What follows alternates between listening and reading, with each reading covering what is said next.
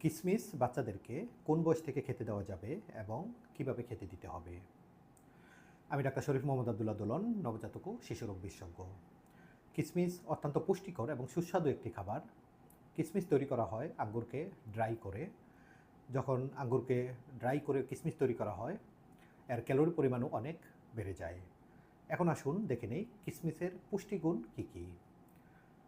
কিশমিশে থাকে প্রচুর পরিমাণে ন্যাচারাল সুগার, যা বাচ্চাদেরকে লম্বা সময় ধরে এনার্জি প্রদান করে। কিশমিশে থাকে প্রচুর পরিমাণে আয়রন, যা বাচ্চাদের রক্তশূন্যতা দূর করে। থাকে প্রচুর ফাইবার, যা বাচ্চাদের কোষ্ঠকাঠিন্য দূর করে। কিশমিশে থাকে পলিফেনল এবং ফ্লেভিনয়েড নামক দুটি কম্পাউন্ড, যা অ্যান্টিঅক্সিডেন্ট হিসেবে কাজ করে এবং বাচ্চার রোগ প্রতিরোধ ক্ষমতাকে বৃদ্ধি করে। থাকে প্রচুর ক্যালসিয়াম, পটাশিয়াম এবং ফসফরাস, যা বাচ্চাদের হাড় গঠনে সাহায্য করে এবং বাচ্চাদের হার্ট অর্থাৎ হৃদযন্ত্রকে সুস্থ রাখতে সাহায্য করে। কিশমিশ বাচ্চাদের দৃষ্টিশক্তি বাড়ায় এবং মেমোরি বৃদ্ধিতেও সাহায্য করে। এবার আসুন দেখে নিই কিশমিশ আমরা বাচ্চাদেরকে কোন বয়স থেকে খেতে দিব এবং কিভাবে খেতে দিব। 7 মাসের পর থেকে বাচ্চাদেরকে কিশমিশ খেতে দেওয়া যাবে। 7 থেকে 8 মাস বয়সী বাচ্চাদেরকে প্রতিদিন 6 থেকে 8টা কিশমিশ ভালো করে সিদ্ধ করে এবং ছেঁকে ওই পানিটা আমরা 1-2 চামচ পরিমাণ বাচ্চাদেরকে দিতে পারি।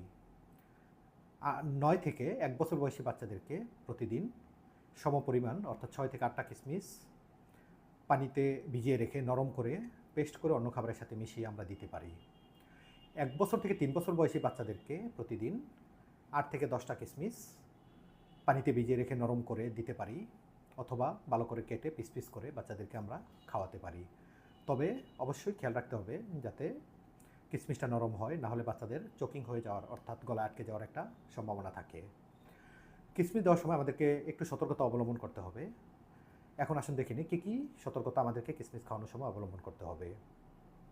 1 থেকে 3 বছর বয়সী বাচ্চাদেরকে কখনোই 8 থেকে 10টির বেশি কিশমিশ খেতে দেওয়া যাবে না, এবং 1 বছরের নিচে বাচ্চাদেরকে কখনোই আস্ত কিশমিশ বাচ্চাদেরকে খেতে দেওয়া যাবে না, কারণ এতে বাচ্চাদের চোকিং অর্থাৎ গলায় আটকে শ্বাস বন্ধ হয়ে যাওয়ার একটা সম্ভাবনা তৈরি হয়। যদি কোনো বাচ্চা ডায়রিয়া থাকে তাহলে ওই অবস্থায় কিশমিশ না দেওয়াটাই ভালো হবে। আজকের ভিডিওটি যদি আপনাদের কাছে ইনফরমেটিভ মনে হয় সবার সাথে শেয়ার করবেন। ধন্যবাদ সবাইকে।